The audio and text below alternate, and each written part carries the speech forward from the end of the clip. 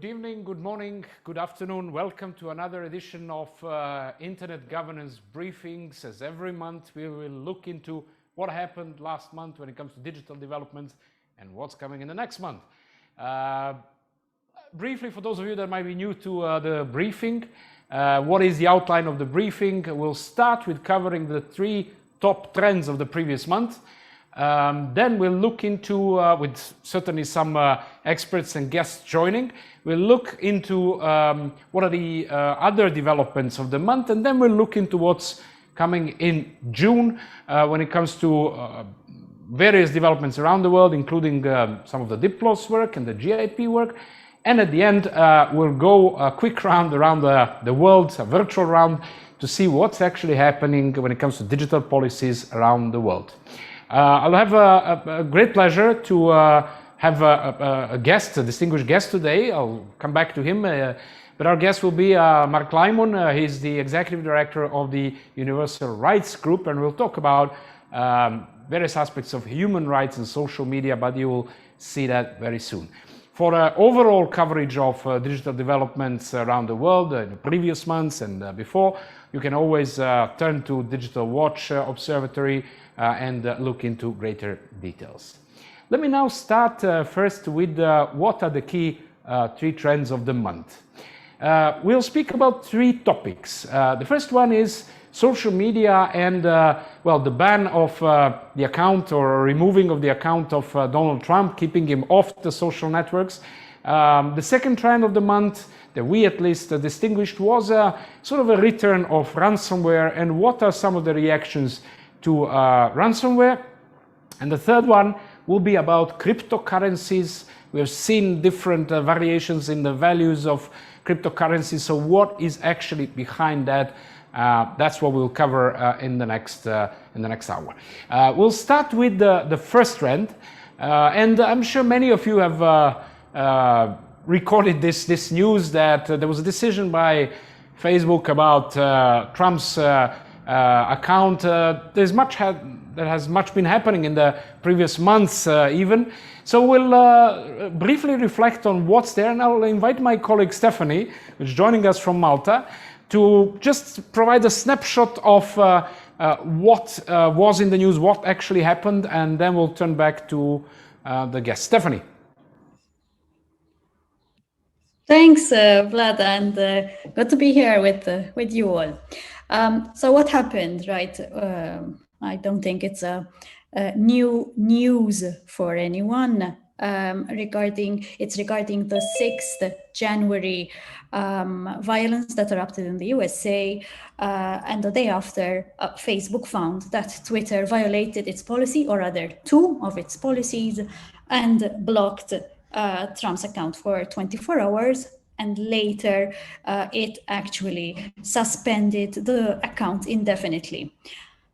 After that, it referred the decision to its oversight board, and the oversight board is an independent board that, as the name suggests, oversees the social media platforms' decisions.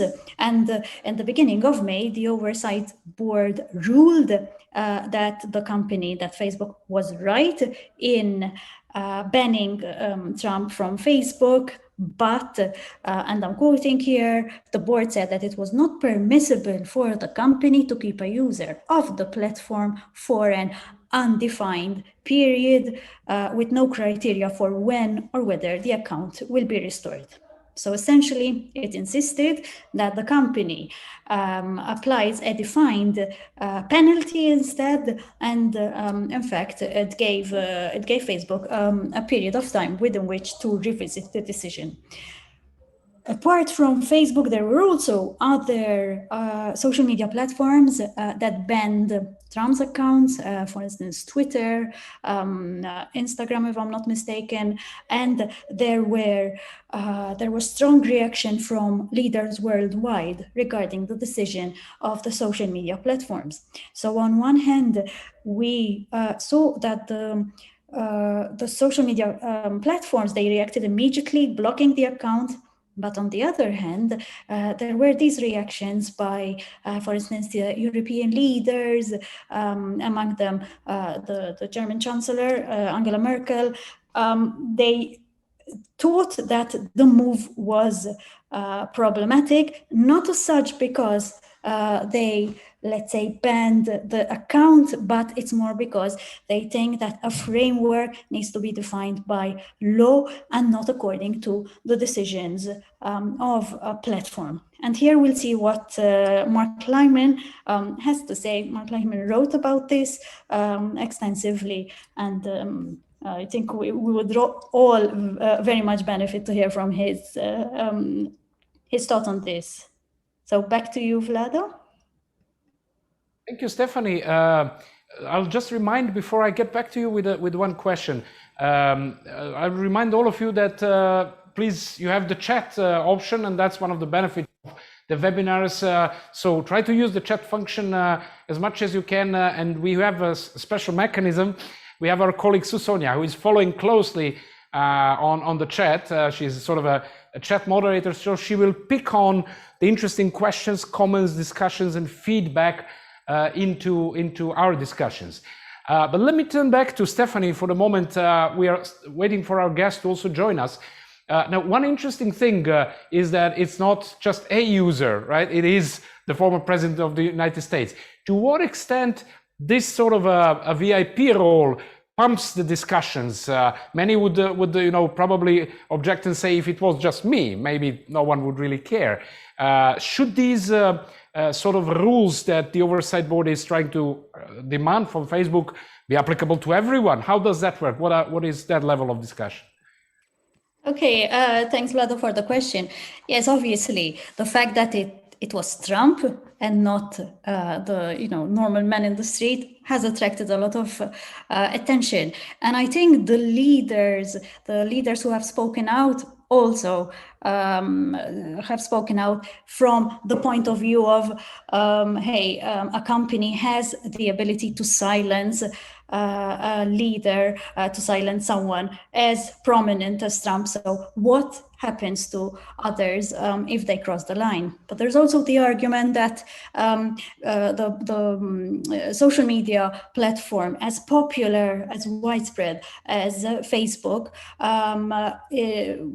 should the company be in this main position of deciding who is on social media or who is not, or is it a case of having more robust legal frameworks for the companies to decide on a content policy? So we see here that literally Facebook and all the other social media platforms are the de facto gatekeepers of content. There's also the argument that Facebook is a private company.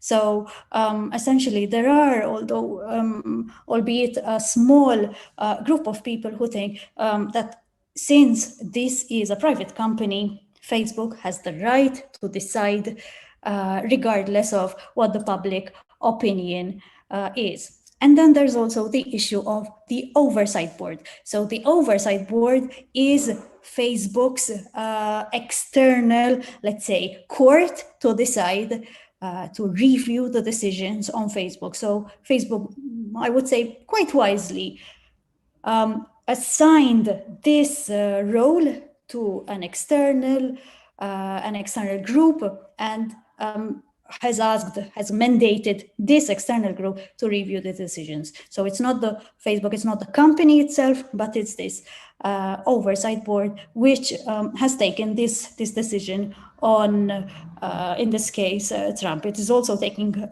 other decisions. We've also seen quite a few decisions that the oversight board has taken, but obviously this was the high-profile case that we're all following. And obviously, underlying all of these aspects is the issue of freedom of speech and of human rights. And I think this is where Mark Lyman's opinion would be, we would be very glad to have his thought on this.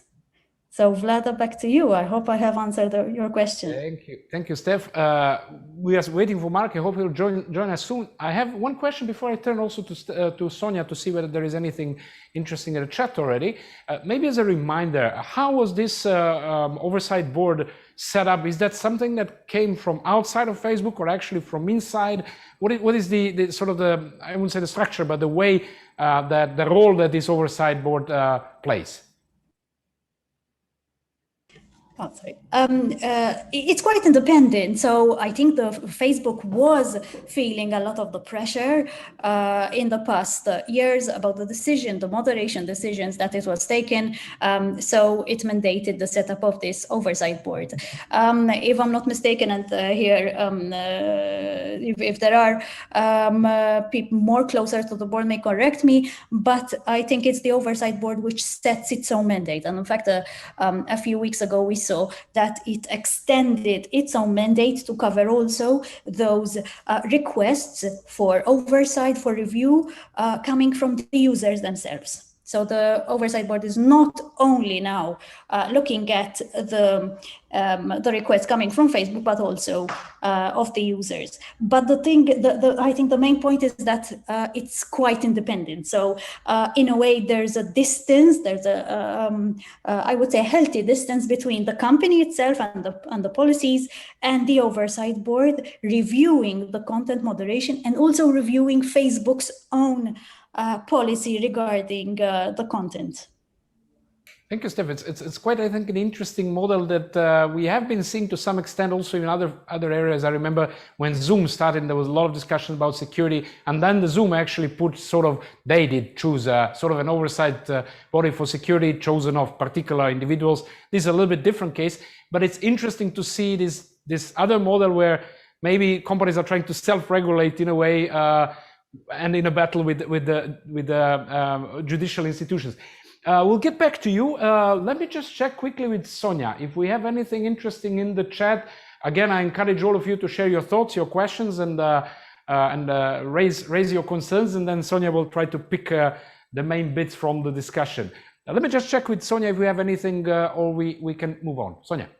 We don't have questions yet, Vlada, thank you. But for now, we have some comments, and like from Nigel Hickson, like Facebook should be setting rules under a framework, and having an oversight board is at least the first step. So, and also Paulina said that it's interesting to follow the fate of the Florida law here, from freedom of speech implications to the questions of enforcement and jurisdiction. So the general theme seems to be, and as we were speaking, Wolfgang also commented that that it doesn't seem too possible that one oversight board can handle such an amount of cases, which I agree. And other than that, I'm going to be posting links throughout the briefing in the chat, so please keep an eye on. And Jolly McPhee has posted a link for the real-time text for more accessibility, or if anyone wants to follow the briefing by text. So I'd recommend everyone to keep an eye on the chat and please comment and ask questions. Thank you, Vlada. Vlada, hello? Yep. Vlada, I may complain to Diplo's oversight body if you don't give me a floor. Yeah, I don't know whether the hand was raised, but I think we can accommodate it. Yes, Jovan, please join us and welcome. Thank you. Just one few comments. I think there was quite in-depth coverage. There was an interesting question from Wolfgang on probably thousands, if not tens of thousands of cases. And I guess that the board is established in the sort of spirit of precedence law, US and UK school of thought, less than a concrete juridical body like a court itself that people can address their cases. Therefore, most likely it will set the principles through the precedents. And one of the great principles will be set by dealing with this Trump case, which I would like to reflect on since it is a deeper and more profound than just the Facebook decision. Since I'm connecting from Geneva, there is all good Voltaire says that go like something like this: I disapprove of what you say, but I will defend to the death your right to say it. It was said, well, a few centuries ago, and it has to be revisited because it is a cornerstone of the enlightenment, of freedom of expression, and ultimately democracy. Therefore, we have some deeper issues here to reflect and to revisit, essentially to revisit if digital technology with its amplifier effect will require us to revisit this saying of Voltaire or founding fathers in the United States. It is happening all over the place and space. We have a social control mechanisms that exist in China since Confucius' time, immemorial times, but they are getting new power now with digital technology. Therefore, that's probably a very interesting aspect if these core principles of humanity in different areas, different regions, different traditions need to be now revisited. And that's underlying issue. And the second point, which is also zoom out perspective, is that we are discussing Facebook on two levels. Sometimes we speak about legal sort of arrangements. And Facebook, yes, it's a private company. It is still protected by the Section 230 of the Communication Act. But in the same time, it has de facto power beyond the simple private company. There is the lack of sync in that respect. And that will be another issue that we'll have to revisit, either to adjust the law or to do some other measures that will synchronize these two different aspects of limited legal responsibility, very well shielded, and sort of broader impact of society. And oversight board and all of these activities on Facebook and other companies are basically their attempt to be proactive and to do something without being forced to do something. Therefore, they're realizing that there is a problem. And then they're making these moves. Those are just two reflections. Over to you, Vlada. Thank you, Jovan. It's interesting, or maybe a provocation that, yes, but in Voltaire's time, the effect of going out to the park and saying whatever you want was not the same. And it is an excellent prelude to the questions to our dear guests. So with us, we have Mark Lyman, who is the Executive Director of the United Rights Group, which is a think tank based in Geneva, New York. In Bogota, they have a full focus on human rights. And that is the right moment to actually involve Mark. Mark, welcome to this show, so to speak, and thank you for joining. I hope you managed to hear a little bit of this previous discussion, and I'll just leave it to you. From the human rights perspective, how would you comment on this whole case with Trump, Facebook, and all of that? Mark. Okay, thank you. And sorry I was a little late. In this brave digital new world, I had a problem getting a link to get in. Anyway, it's good to be here. Good to see Jovan and everybody again. You know, there are three kind of broad issues when it comes to the whole discussion around Facebook and freedom of expression and Mr. Trump. The first is the broader question of freedom of expression. And as I wrote recently, the Facebook and also Twitter's move against President Trump, and then the decision of the oversight board to essentially support Facebook's decision to suspend him, though of course they said as well that it shouldn't have been an indefinite suspension, but broadly they backed up Facebook's decision to suspend him. And this is interesting because for a long time I've been a bit of a lone wolf out here in Geneva, arguing for a more interventionist position on freedom of expression. What do I mean by that?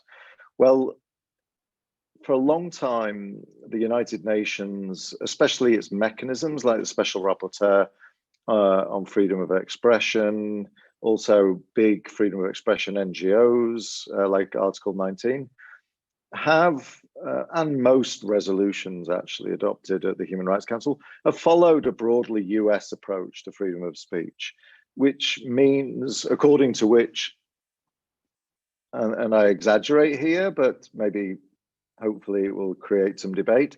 The US position, in my view, has for a long time been almost anything goes.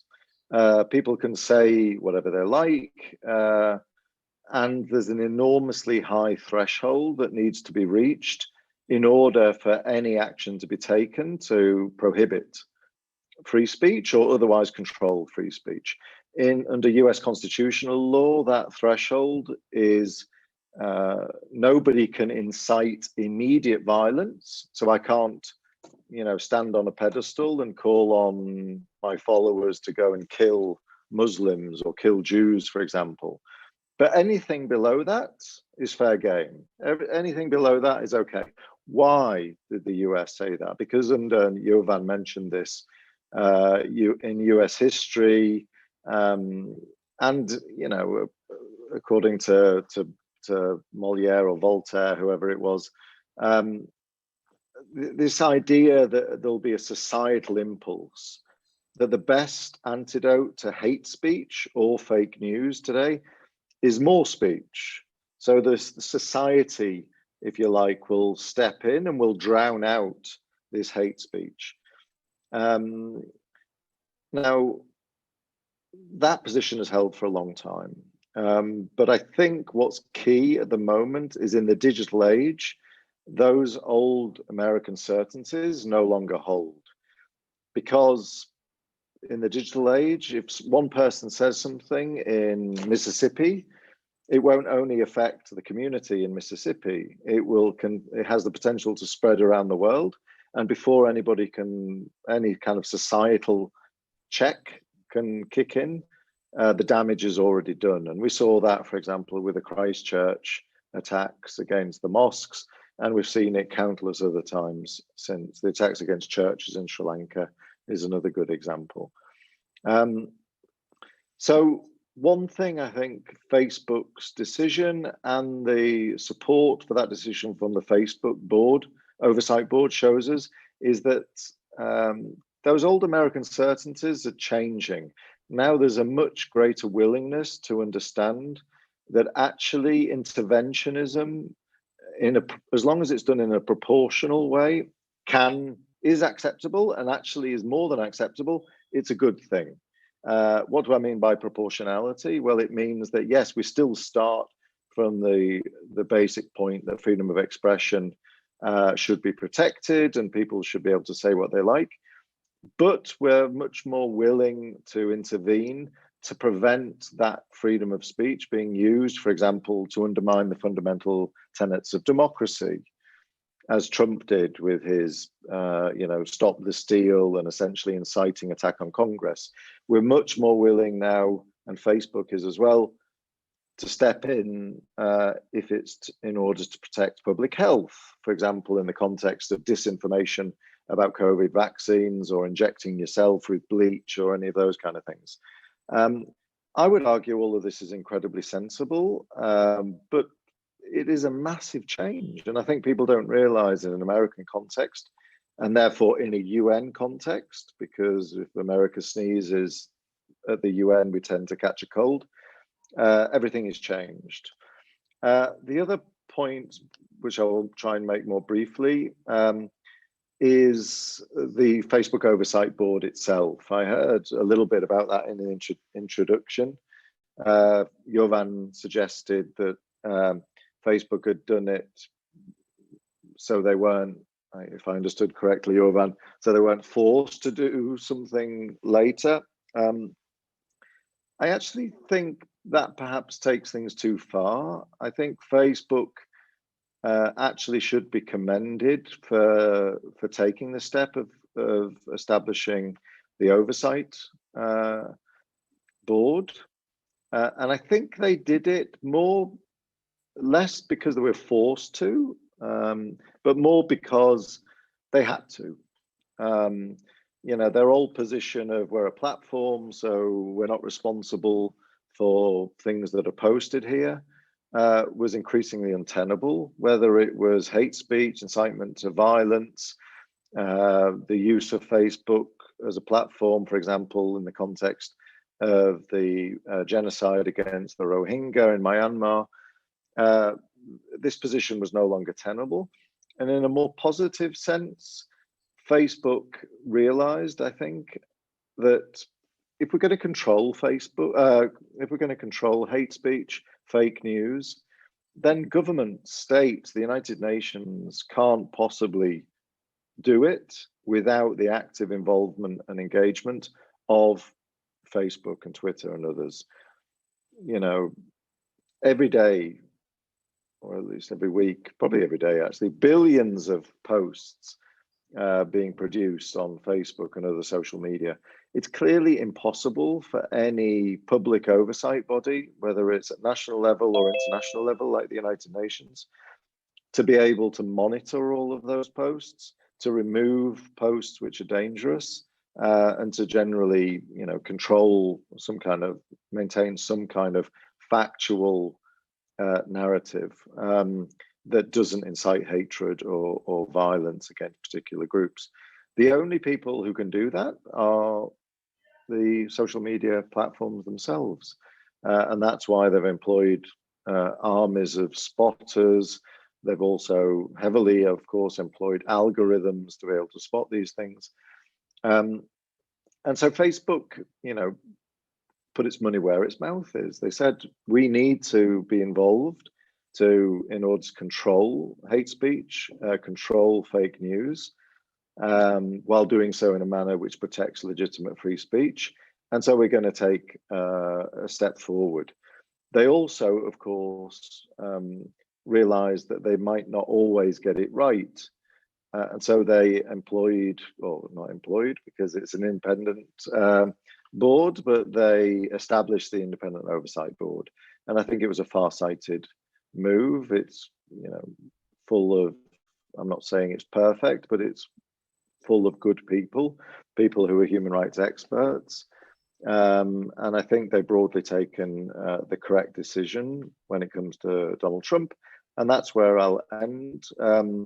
Do I agree or not with the decision to suspend Donald Trump and then to maintain the suspension? Unlike many people in the human rights world, I actually do. I agree, by the way, with Jack Dorsey and others that it's an incredibly significant decision and potentially quite worrisome. But I think on balance, it was the right thing to do. And again, I go back when I say this to the growing power of the internet and the onset of digital democracy. The old certainties about democracy and free speech are no longer certainties in the digital world. And the damage that somebody like Donald Trump can do, as we all saw, just by drip feeding either hate speech, for example, the China virus, which has partly contributed, in my view, to the rise in hateful acts and violence against the American Asian community in the United States, or more famously, of course, the Stop the Steal, creating seeds of distrust in the American political process, creating distrust in the outcome of the election. That has real and devastating consequences, not only for US democracy, but also for the rights of people, for example, to choose your own government, or the right to life on the part of the Capitol police officers who died. And so we need to send out a message now, I think, in the digital world, that politicians can't just say what they like and then claim, you know, it was only a tweet, or I didn't mean it, or delete the tweet a few days later, or apologize, because words have consequences. And Donald Trump's words had a multitude of consequences.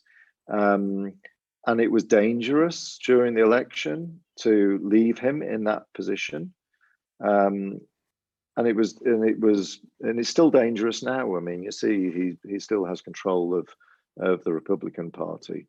Lastly, it also sends an important message to other politicians that they cannot go around either promoting hate speech, going after minorities, or spreading lies and disinformation. They won't get away with it. They will be suspended as well.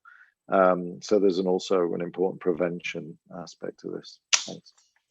Thank you, Mark. I mean, so many interesting provocations there and open questions that you raised.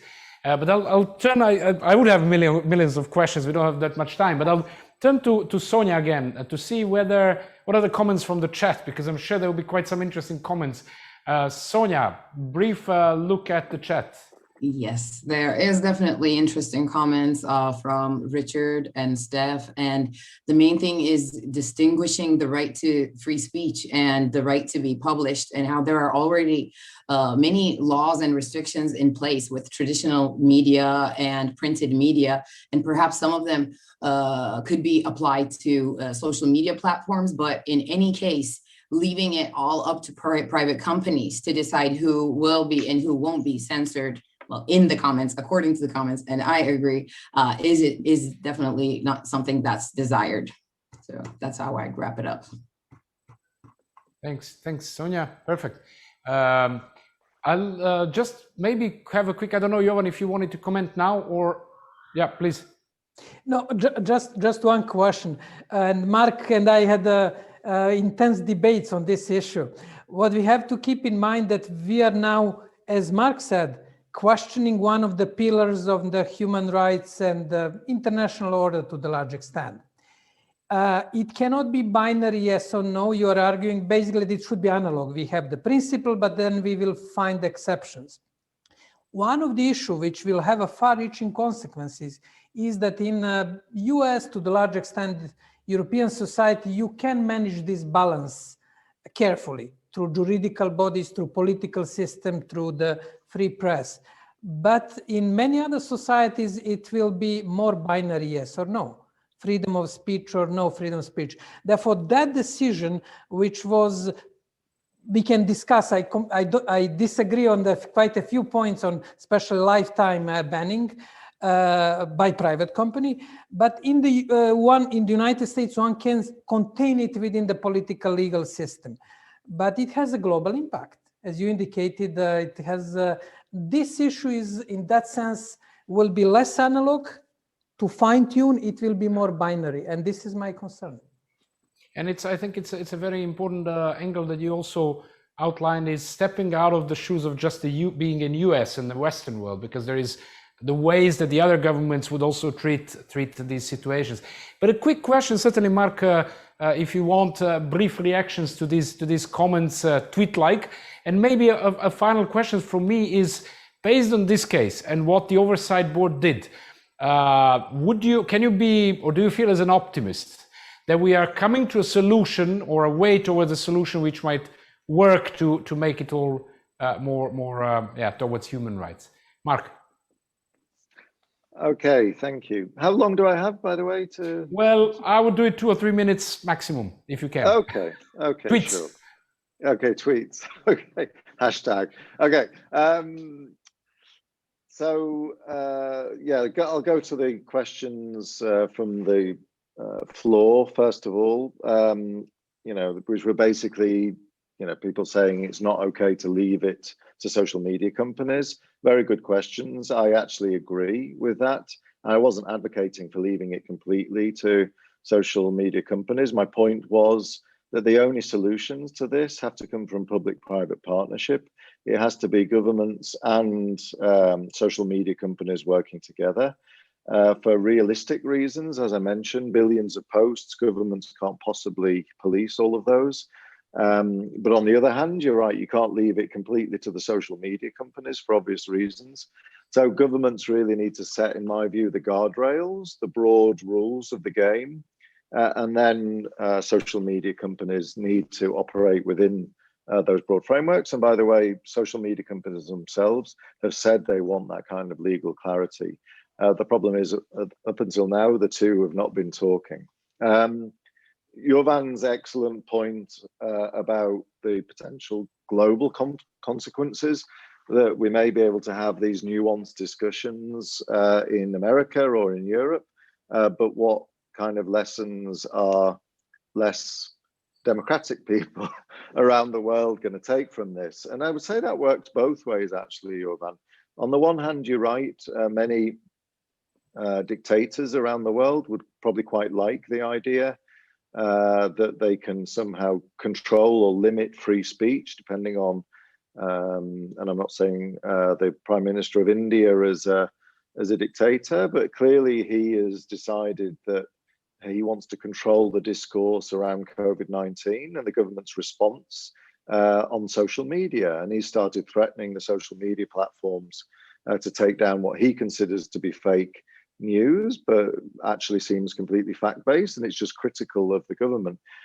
But on the other hand, there's also an offensive interest in terms of taking a more proactive response to issues around hate speech and fake news online. And that is something Hillary Clinton has talked a lot about. And it's that countries like China, who are trying to export, let's say, a more controlled version of democracy, are doing so on the grounds, in their view, that liberal democracy is a mess, that it's complete chaos. And therefore, people should adopt the Chinese model, or other countries should adopt the Chinese model. And therefore, it's important to counteract the actions of people like Donald Trump, who are making it chaotic and who are giving democracy a bad name, by taking a more forceful approach to fake news and hate speech. Lastly, am I an optimist? I've often been called a kind of cynical optimist. I'm usually very critical of what's going on. I don't like the status quo often. But on this, I am fairly optimistic, I must say. I think this move, as I said, towards a more public-private partnership approach to addressing issues around hate speech, fake news, and freedom of expression is the way to go. We still have a long way to go, but I think the kind of model demonstrated by Facebook's oversight board, if it's adopted industry-wide and if they work with governments and the United Nations, then I think it's the right way to go. Thank you, Mark, and thanks for ending on a more optimistic note. I think sometimes we need in this field of digital policies a bit more optimism. Thanks a lot for your time. We'll definitely continue. I suggest also to Jovan and to you maybe to organize a separate session on this issue. We have to move on with the other developments. Thank you, Mark. Please stay with us if you can. And in the meantime, we are moving on to the second trend of the month, which is unfortunately again related to cybersecurity and particularly to ransomware. And I invite my colleague Andrijana, this time in Vivo in the office. Andrijana, welcome, who is covering cybersecurity, cybercrime issues for the Digital Watch. Andrijana, what has happened actually? Why is ransomware again in the forefront of the news? Well, I have 3 minutes to describe 3 cyber attacks, so I'm not sure how this is going to go. I'll have to be not so detailed, unfortunately, but I guess there's always time for questions and for the chat. What happened in the beginning of this month was the hack of Colonial Pipeline, and that really had some media coverage. Colonial Pipeline came under a ransomware attack by the Dark Side group, and in a very interesting turn of events, they were really open about the fact that they paid the ransom. It was 75 Bitcoin, $4.4 million US, which I should think is not that much for the Colonial Pipeline, considering that they cover 45% of the US East Coast. And their CEO was very, very open about it, saying that this was the right thing to do for the country. And on the other side of the pond, we got news that Ireland is under, their health sector is under a ransomware attack by the Conti group, again, a Russian-speaking group. And on the other side of the universe, Conti is also attacking the New Zealand health sector. What's happening in Ireland is that some operations are now doing well. For example, COVID-19 vaccination is now on schedule, but in New Zealand it's only starting. So we haven't seen much response from either of these two healthcare situations. Ireland did say that they will not pay the ransom, which is in their case 20 million, which is 4 times bigger than for the Colonial Oil. That's very interesting. And for New Zealand, they've been very tight-lipped. We don't know much. We do know that staff and patient data has been stolen. They received an email from the hackers just this morning. They are confident that they can restore all their systems without paying, and police is investigating. That's all. And in Ireland, while hackers have been threatening to release the data and to sell it, we haven't seen much yet, even though the deadline was actually yesterday. And then in a very surprising turn of events, they gave the decryption tool for free to the hospital. And the hospital is testing it. It's going well so far, but the hackers are still threatening to release the data if not paid 20 million. So there are some good hackers at the end. Yes. Well, the question is, ransomware is not new. I mean, we've seen WannaCry and NotPetya and many other cases in the past. Why is this so specific now, that because it's stroke pipeline and the other things? Why is it so now hot? Perhaps because we have had 3 attacks that are so close one to each other. Perhaps because Colonial really caused some damage. There have been different reactions. Some countries are already asking themselves, are we able to withstand an attack like that? And as far as attacks on health sector go, you would think that hackers would not do that right now that we're in a pandemic, but they don't care about that. They do care about the money. And when you look at Conti's attacks, they actually have conducted over 400 attacks on critical infrastructure, that is health infrastructure. They're even attacking in the US right now. As far as FBI says, there are 16 attacks that the US is defending right now. Now, when you mention US, actually what's interesting is that this event and maybe the SolarWinds and the Microsoft Exchange hack possibly moved the US administration to come up to some steps. And one of the breaking discussions over there is whether companies should be paying the ransom and how to track that. And so the US has come up with some suggestions how to combat that. What's new on that front? It has. Well, there have been several developments, perhaps because the attack is actually over and they can now put their attention to it. As far as Ireland and New Zealand go, the only thing Ireland has done is file an injunction, and it has no names in it. But the US has been able to take some steps. First, we had the, chronologically speaking, we had the executive order from President Biden. And the executive order says that federal security standards must be bolstered. Software supply chain has to be strengthened as well. And a very interesting proposal that caught everyone's attention, even though it's somewhere in the middle of the document, is the cybersecurity review board of sorts that will be convening after a major cyber attack to review it. And the concern that has been brought about that is, well, are these people ever going to go home? Because are they just going to sit there? There have been so many cyber attacks, and how are they going to differentiate about which one are they going to convene or not? Another thing that the executive order says is that, well, there needs to be a strengthened capacity for detection of attacks and for remediation and for investigation. But that's not all that the US did in the last, let's say, 15 days. There has also been introduced to the House, again, a bill that was actually introduced in 2020, and it's a pipeline security. It's Pipeline Security Act. And what it does, what it would do is codify the role of TSA in protecting pipelines, which they already do. Interesting data, they had, their pipeline security section had 6 employees, and now it has 34. And not all of them are, cybersecurity experts. They will get more personnel, and they will get the rights to, let's say, set some guidelines and do risk analysis and actually investigate pipelines, but let's hope they get more than another 36 people. And another thing that has happened, and this is very interesting considering the debate you just mentioned, is that there has been a tax compliance, family tax compliance agenda that says that all company transactions over $10,000 US need to be reported to the IRS. Including the ransomware pay, the ransom pay. Exactly.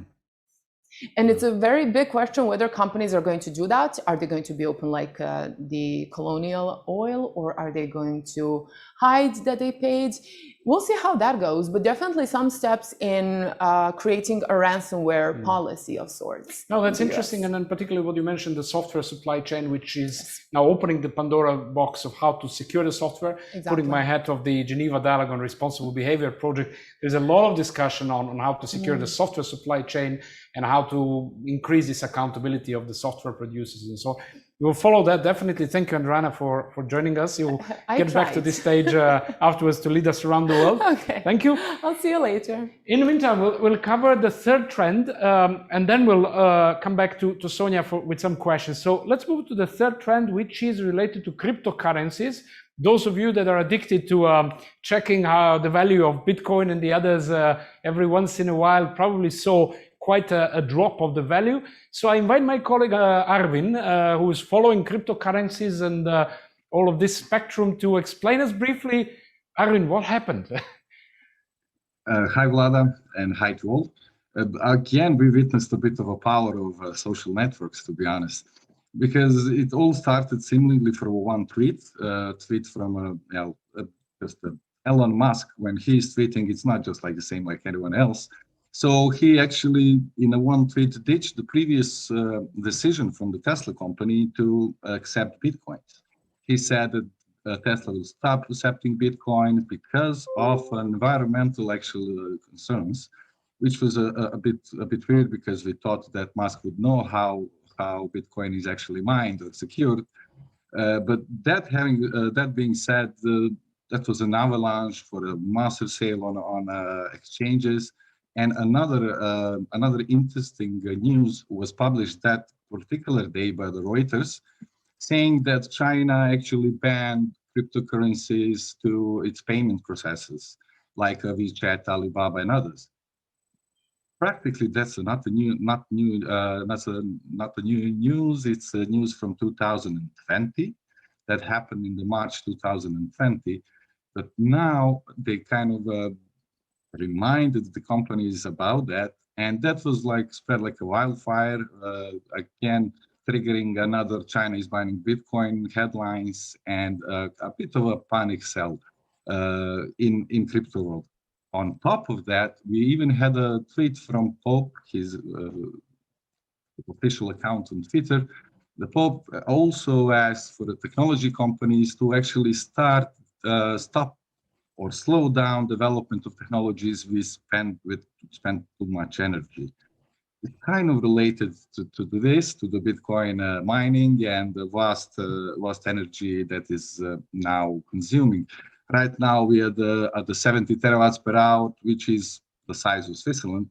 Of course, all that energy, Bitcoin does not emit that much CO as Switzerland, but again, it's something that needs to be kind of addressed.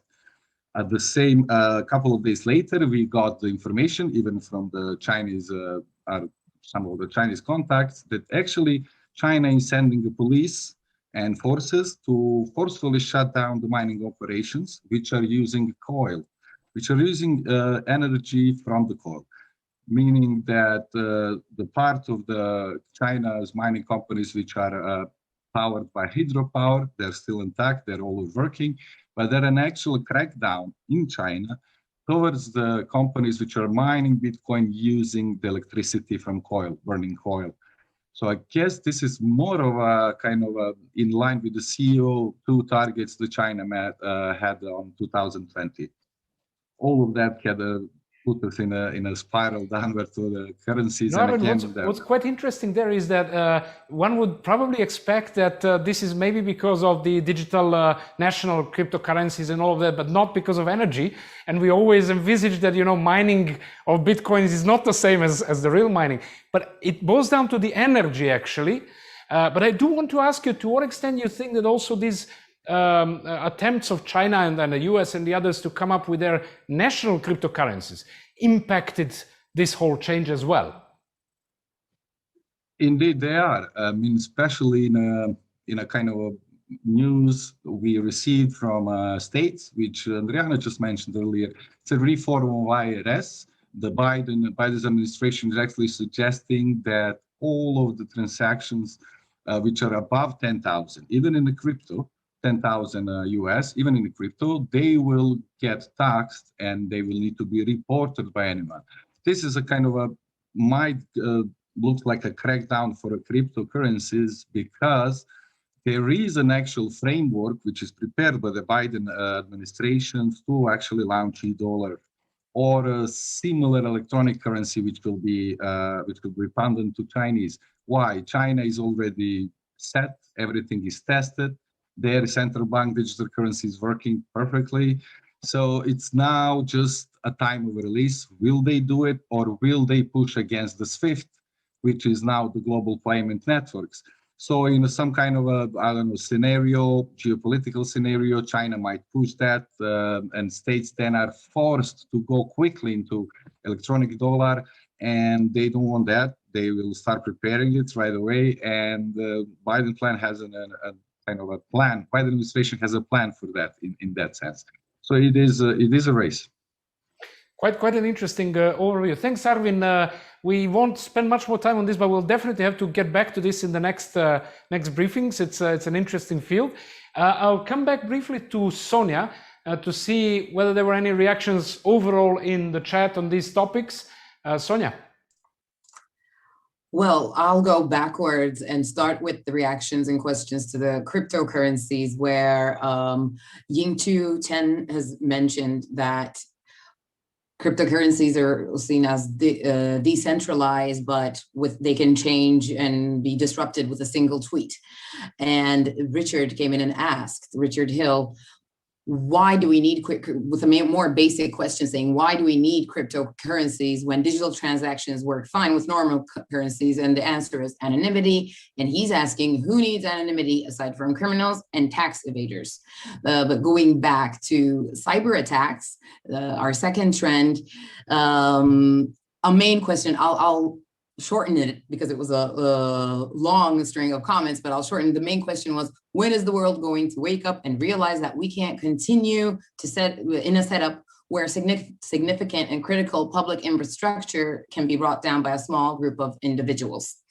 And similar market failures exist for pharmaceuticals, airplanes, cars. So we know how to address them, safety standards, but why aren't we implementing it would be the main question. And going back to the cryptocurrencies, why cryptocurrencies? That's how I'd end the discussion.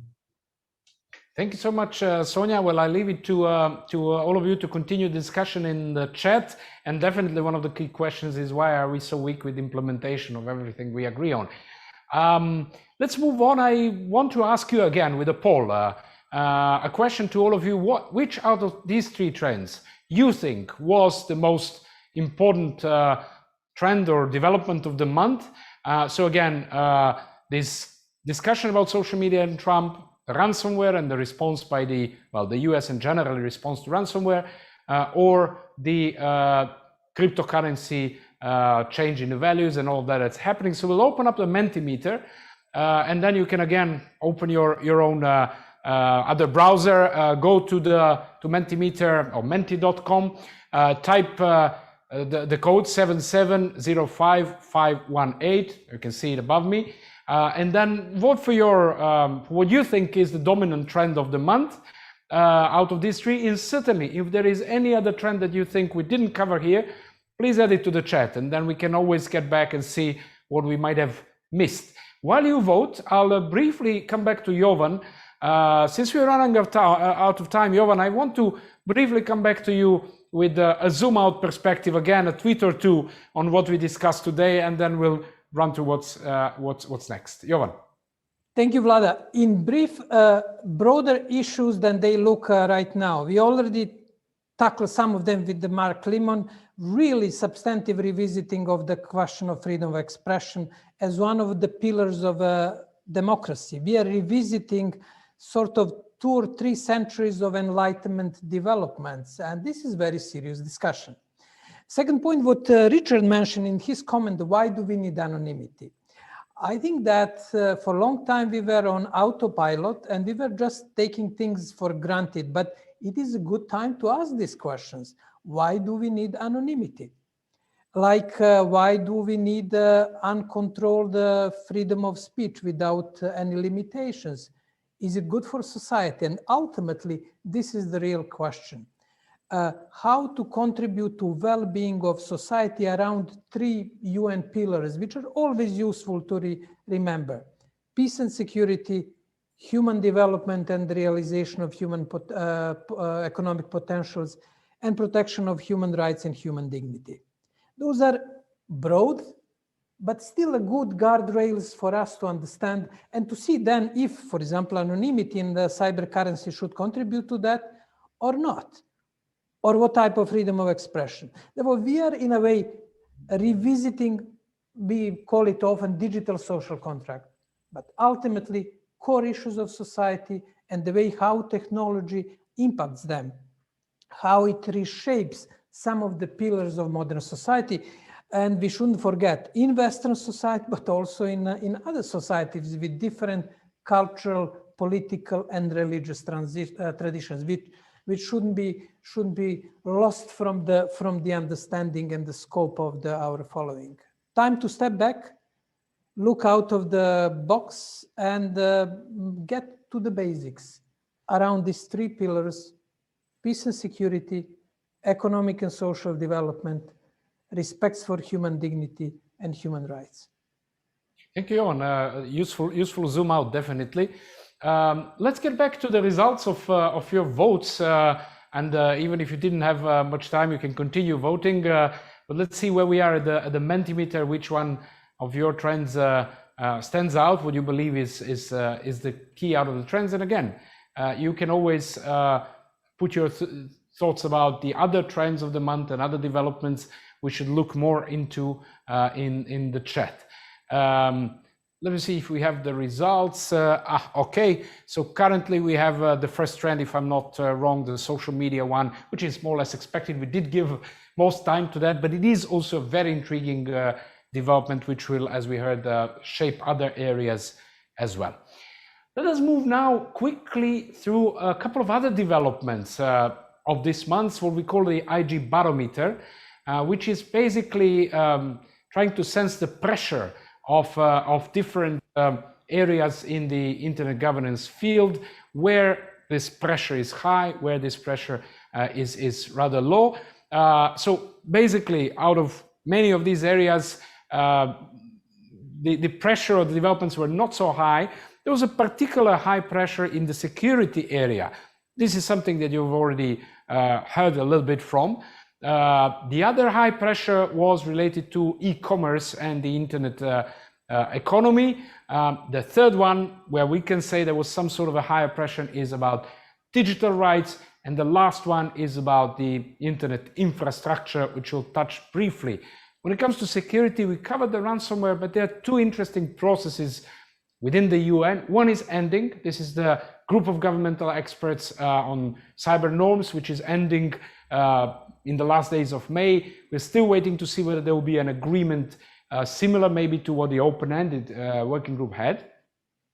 Different trend, or different track, is setting up a start of an ad hoc group within the United Nations working on a possible draft of the Cybercrime Convention. They had the first meeting. They've selected the chair, Algeria, a number of, I think it's even a dozen of vice chairs. So we'll be looking at a number of meetings on drafting the possible convention on cybercrime throughout 2021. When it comes to e-commerce and digital or internet economy, the EU is planning a new tax rules, which will more or less build up on the rules of the plans of the OECD. In terms of digital rights, we are seeing some sort of a light pushback on the implementation of the WhatsApp new privacy policy. Some pushbacks are coming from Brazil, Argentina, India, but also Germany. And lastly, the infrastructure. There's quite a discussion about semiconductors and semiconductor shortages, but I leave it for a few minutes after this, when we'll hear actually from our colleague in Asia what is happening and how are the investments in this industry building up from China to South Korea to Europe to US and other parts of the world. Moving on to look at what are the events coming next month. And I again invite my colleague Andrijana to take over the floor and lead us through the events and afterwards through the tour around the globe. Andrijana. Thank you, Vlad. Let's be very quick about this since we are definitely running out of time. First of all, in the beginning of June, we have the organizational session of the Open-Ended Working Group on cybersecurity. We'll see how that goes. Currently, we don't know much, but definitely during our next briefing, we'll be able to tell you how the group has organized themselves. This will be the second Open-Ended Working Group on the topic. And then we have RightsCon, which is having its 10th anniversary, and it will have a program of 500 plus sessions on content control, internet access, democracy and elections, civil society, resistance, AI.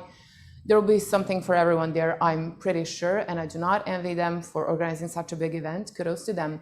And then the NATO summit will be held on 14th June. What they have said is that they will discuss issues that have been predicted by the NATO 2030 agenda, and among them are cyber attacks, as well as emerging and disruptive technologies, something that I'm sure we'll cover during our next briefing as well. Beginning on the same day as ICANN 71, only this one lasts 3 days, it will be a policy forum, a virtual one, and ICANN will discuss the NSSEC, cybersecurity in general, privacy, their WHOIS system, and so on. And at the end of the month, we have EuroDig 2021, a regional internet governance initiative. The day zero will be dedicated to pre-sessions, and the following 2 days we'll have 18 workshops. And there's another novelty, which is 4 focus sessions. And this will be held on green IG and sustainability, digital interdependence, cybersecurity, and European mediascape. These sessions will be slightly longer. They will also incorporate breakout sessions and drafting of messages at the very end.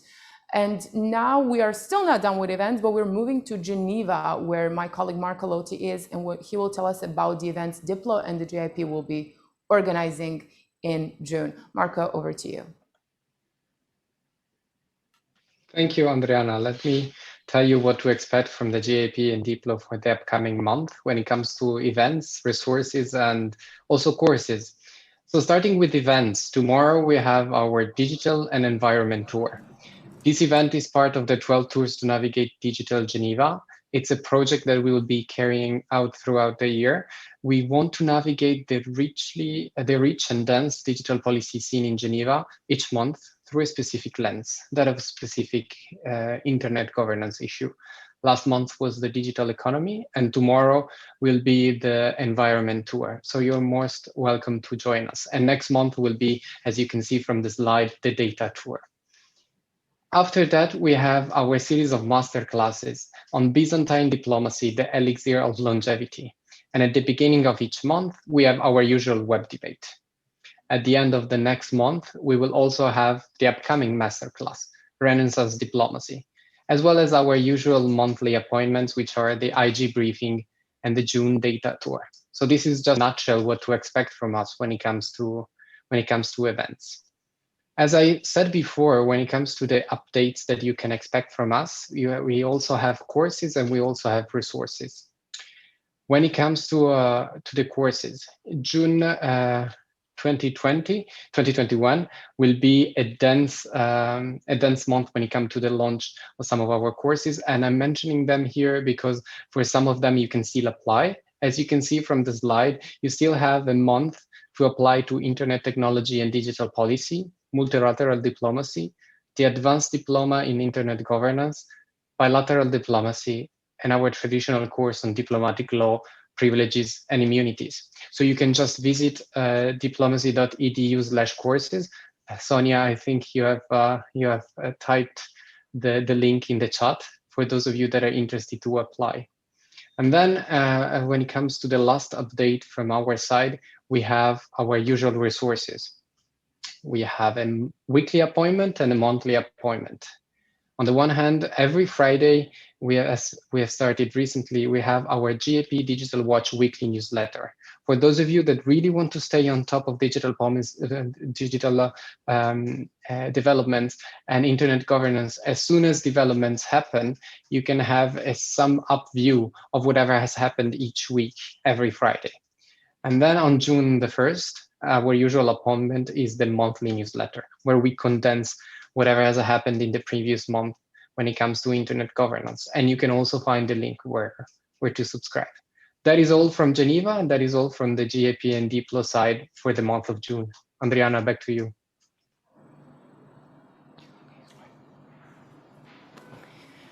Thank you, Marco, for that comprehensive overview. And, well, quite some activities that we have there. It will be tricky to do all that, but we are now moving to the regional updates. And this month we have a bit of a treat. We will have one of our regular guests live with us, Amrita Choudhry, the director of Cyber Cafe Association in India, will be talking with me about the chips shortage. There's a global shortage, but Amrita and I will discuss how this particularly affects Asia.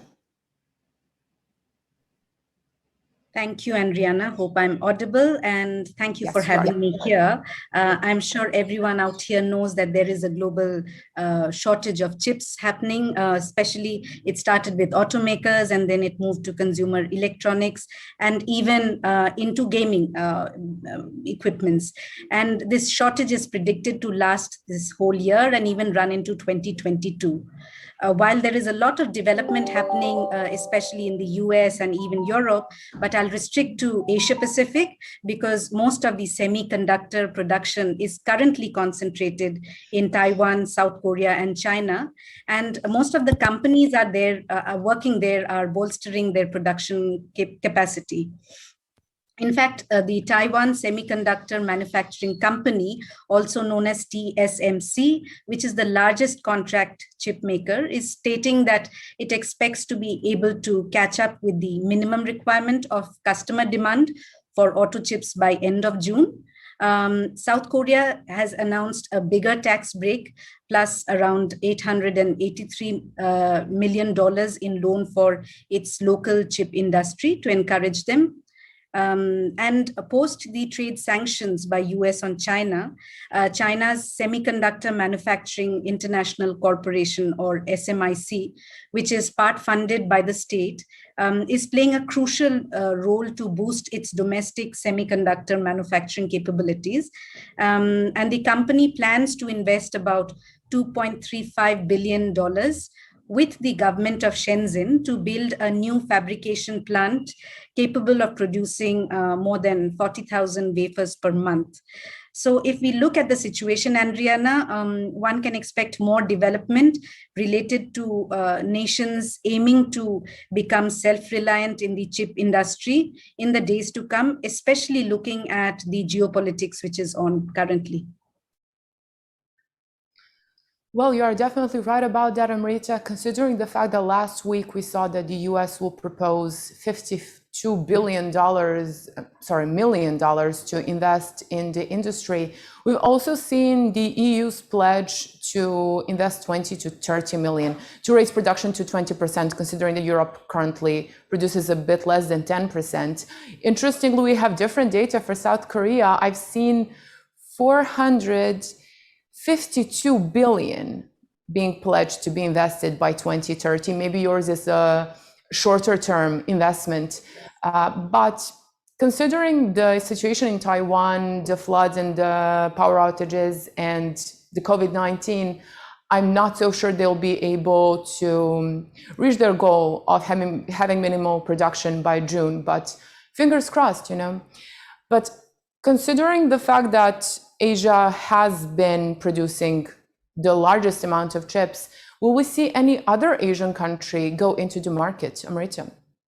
So there are aspirations. If you look, for example, home in India, the Indian government is planning to come up with big spends to encourage industry to come in. There are plans of offering around 1 billion in cash to any company who sets up chip manufacturing in India. But as you realize, the chip manufacturing is a very, the entire cycle is pretty complicated. Well, just an incentive help companies to come and invest in a country, that's difficult because people do design chips in India, but they do not manufacture. So it would be interesting to see because everyone wants to jump into the bandwagon at this point of time. Thank you, Amrita, and I'm sure that we'll hear more from you on this in the following months. We now move to Latin America, where we have Maria Corrêa. Ana, over to you.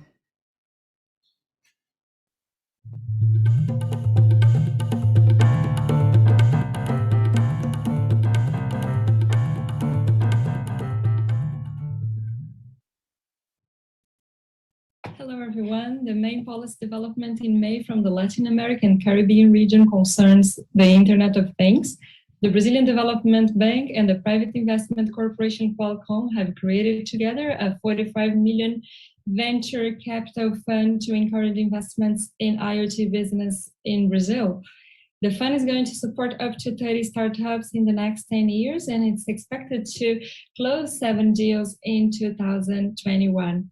The fund for this specific purpose is one of the first in the region and will play a leadership role in Latin America by placing Brazil on the global Internet of Things map.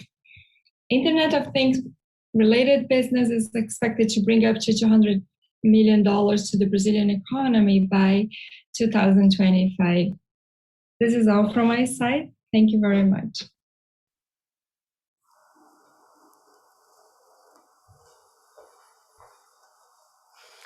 Thank you, Anna, for that short but substantive update. We now go to the Middle East and North Africa, where we have Hanane Boujemi, and Hanane will tell us more about Facebook and Instagram being under fire for alleged bias in removing Palestinian content.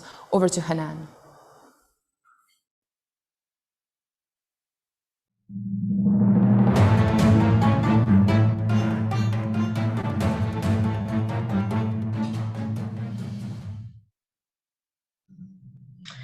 Hi, good afternoon. My name is Hanane Boujemi, and I'm bringing to you Geneva Internet Platform briefing from the Middle East and North Africa for the month of May 2021.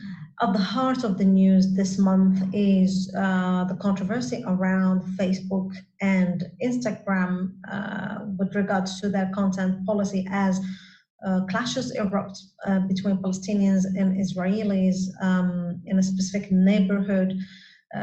Just triggered a lot of violence and also meant that Facebook is caught in the middle of it because people are trying to report the incidents, but some of it is being taken down.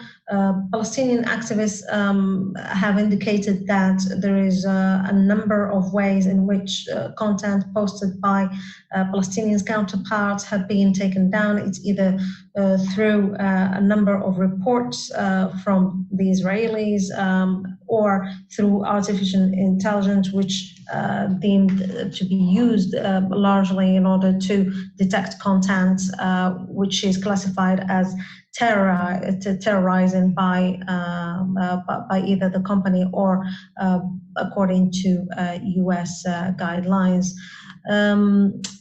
A digital rights based organization called Hamla is leading several campaigns in order to tame Facebook's attempt to take down this content, and also advocating for respect of human rights, mainly freedom of expression in this context.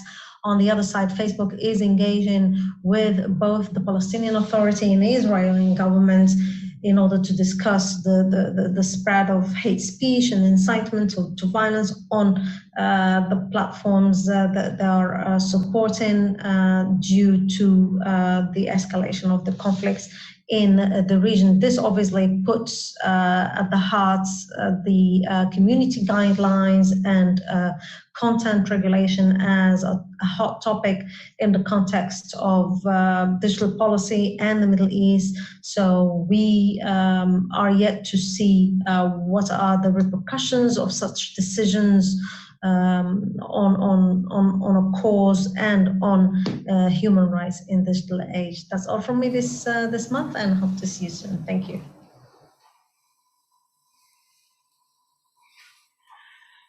Thank you, Hanane. And our last stop for today, last but not least, sorry, would be Africa, where we have Grace with updates that concern access and infrastructure, telecommunications in general, from Nigeria and Ethiopia. Grace, over to you.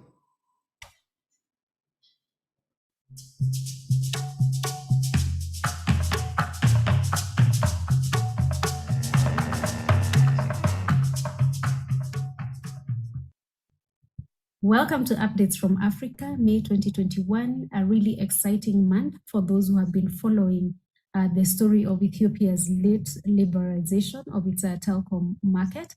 This month, the Ethiopian Communications Authority issued the first ever license to a private operator.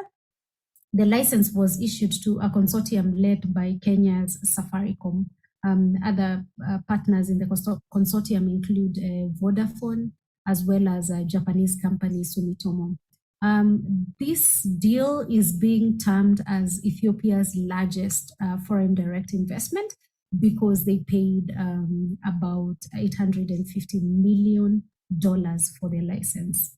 And Ethiopia is in the process of privatizing and issuing licenses. It is expected that by next year, they'll even open for mobile money operating licenses. And still on issues telecoms, Nigeria's Communications Commission this month also signed a memorandum of understanding with a local satellite company, and this will see the deployment of 5G in the country. Now, once deployed, Nigeria will become the third country in Africa to deploy 5G after South Africa and Kenya. There has been a lot of debate in Nigeria about 5G, with some members of the public raising concern about 5G and health, and existing licensees of Nigeria Communications Commission raising concern about the competitiveness of their licenses, which they had acquired at very high license fees. But all these issues were considered by a committee of Nigeria's Senate, and the committee approved the rollout of 5G, and so Nigeria is expected to deploy that technology in the coming months.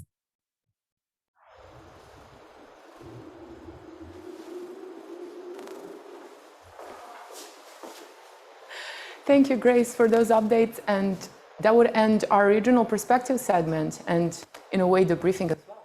Thank you, Andrijana, for driving us around the world again. And thank you all for joining us today. It has been a longer briefing, but I hope you enjoyed at least as much as we have.